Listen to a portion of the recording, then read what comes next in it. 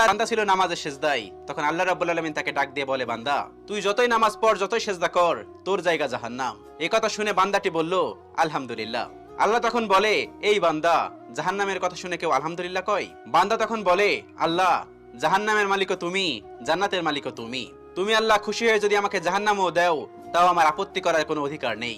আল্লাহ তখন বলেন, বান্দা, জাহান্নামে গেলে তুই পুড়ে যাবি, তোর খুব কষ্ট হবে। বান্দা তখন বলতেছে, আল্লাহ, কষ্ট শুধু আমার হবে না, তোমারও হবে। আল্লাহ তখন বলতেছে, বান্দা, তুই পুড়বি জাহান্নামের আগুনে, আমার কষ্ট হবে কেন? বান্দা তখন বলে, আল্লাহ, কোনো মায়ের কোল থেকে যদি কোনো বাচ্চা পানিতে পড়ে যায়, তাহলে কোনো মাই দূরে দাঁড়িয়ে থাকতে পারে না, দৌড়ে গিয়ে বাচ্চাকে কোলে নেয়। আমার বিশ্বাস ওই মায়ের চেয়ে কোটি কোটি গুণ দয়া তোমার বেশি। আমাকে জাহান্নাম দিলে তুমিও আল্লাহ শান্তি পাবে না। আল্লাহ তখন বলে, বান্দা, এই দলিল তুই কই পাইলি? বান্দা তখন বলে, আল্লাহ, আমাদের জাতির পিতা ইব্রাহিম আলাইহিস সালাম তোমার প্রেম মুখে নিয়ে যখন নমরুদের আগুনে পড়ে গেল, তার আগেই তুমি বলে